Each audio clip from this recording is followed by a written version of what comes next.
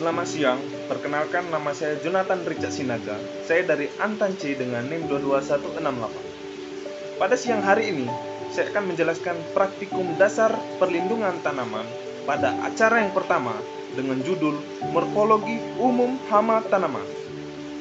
Yang pertama yaitu tujuan. Yang pertama, mendapatkan pemahaman tentang hama tanaman. Yang kedua, mencari hubungan antara mulut hama tanaman dan kerusakan apa yang akan terjadi dari serangan pada hama tanaman tersebut. Oke, yang pertama saya akan menjelaskan pada filum mollusca dengan hama bekicot. Bekicot termasuk ke dalam filum mollusca yang memiliki ukuran lebih besar daripada siput dan keong mas. Bekicot memiliki cangkang yang berkerucut, dan bekicot juga memiliki aktivitas pada malam hari dan tidak menyukai paparan sinar matahari secara langsung. Bekicot ini termasuk ke dalam hewan yang aktif. Selain itu juga, bekicot akan hidup pada suhu 7 derajat Celcius dengan kelembapan pH lingkungan 7-8. Selain itu juga, bekicot akan memiliki usia. Dapat kita melihat bekicot untuk usianya secara fisik. Semakin besar ukuran bekicot, semakin besar cangkang pada bekicot, maka semakin bertambah juga usia pada bekicot dan akan menghasilkan perkembangbiakan untuk menambahkan populasi pada bekicot.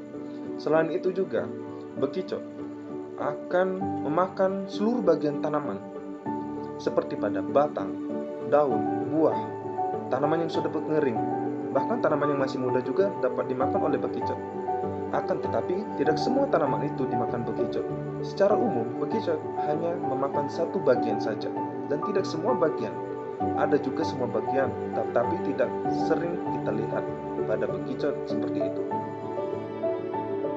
Taksonomi pada bekicot yaitu termasuk ke dalam kingdom Animalia, filum Mollusca, kelas Gastropoda, ordo Cytomatophora, family Asatinidae, genus Asatina, dan spesies Asatina fulisa. Setelah bekicot, saya akan menjelaskan yaitu keong mas. Keong mas termasuk ke dalam filum Mollusca. Keong mas memiliki struktur tubuh dengan ciri-ciri yang kita dapat lihat secara fisik, yaitu dengan cangkang berwarna kekuning keemasan hingga coklat transparan. Keong mas juga memiliki tubuh yang lebih kecil daripada bekicot.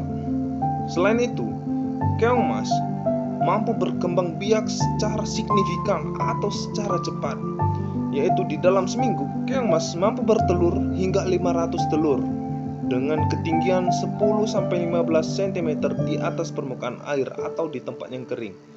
Keong mas juga memiliki telur dengan warna kemerah-merahan. Selain itu juga, keong mas mudah sekali ditemukan pada tanaman padi sehingga membuat para petani padi mengeluh.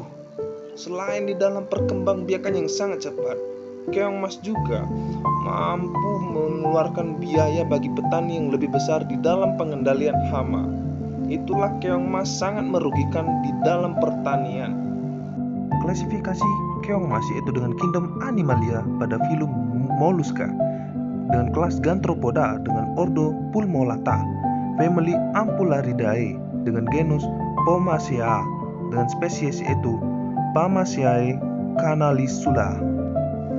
Oke, setelah menjelaskan filum Mollusca pada bekicot dan keong mas, saya akan menjelaskan filum Arthropoda. Filum Arthropoda yang pertama dengan hama belalang. Hama belalang memiliki fase hidup mulai dari telur, nimfa, dan dewasa. Belalang memiliki pendengaran yang sangat jelas, tetapi tidak mempunyai telinga. Belalang akan menggunakan yaitu dengan nama nimpanum. Nimpanum yaitu suatu alat yang digunakan belalang sebagai alat pendengar dengan menggunakan getaran di udara dan letak timpanum di antara perut dan sayap. Belalang memiliki antena yang lebih pendek daripada tubuhnya, yaitu dengan ciri-ciri badannya juga, belalang memiliki kaki yang berpasangan. 4 kaki depan digunakan untuk berjalan dan 2 kaki belakang digunakan untuk melompat.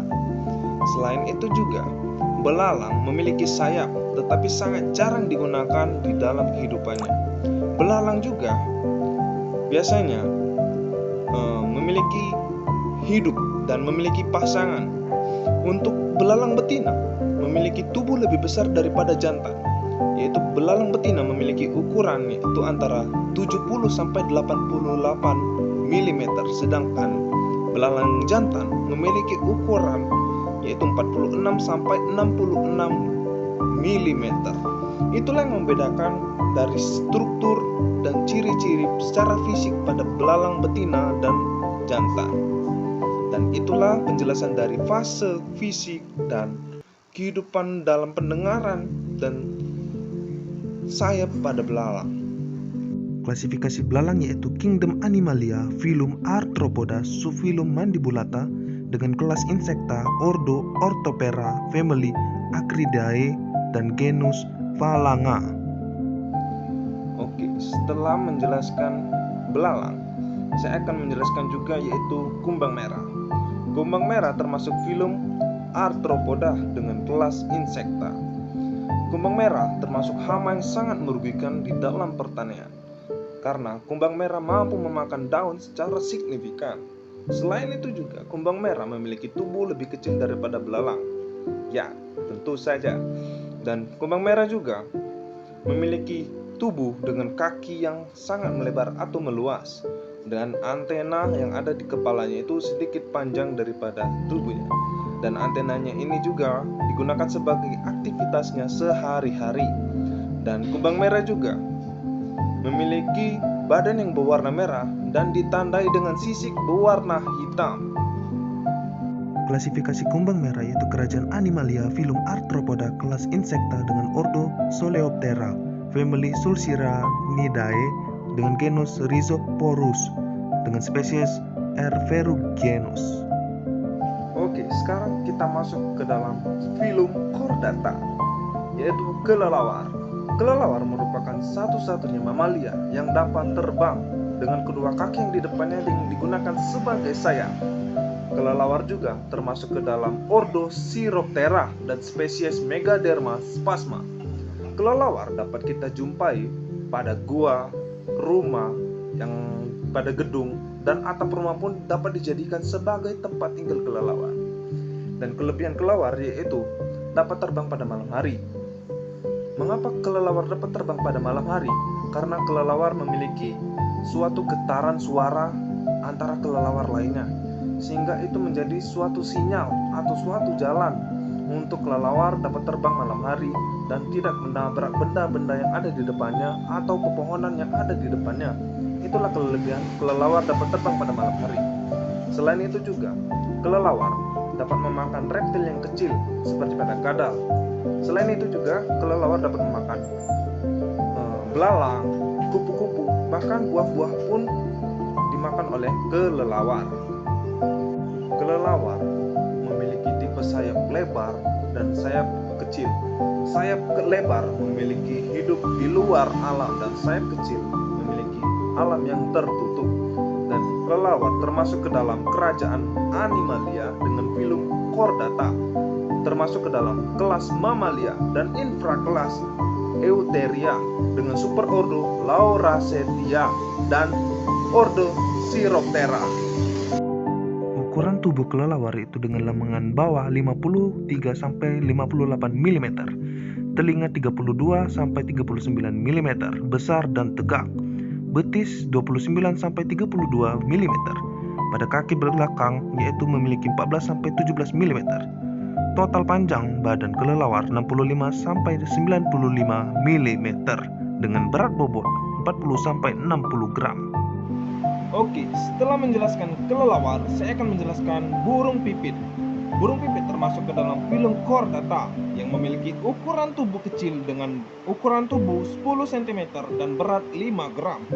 Selain itu juga, burung pipit memiliki parung yang kecil dan parung berfungsi sebagai penghancur biji-bijian dan untuk dikonsumsi.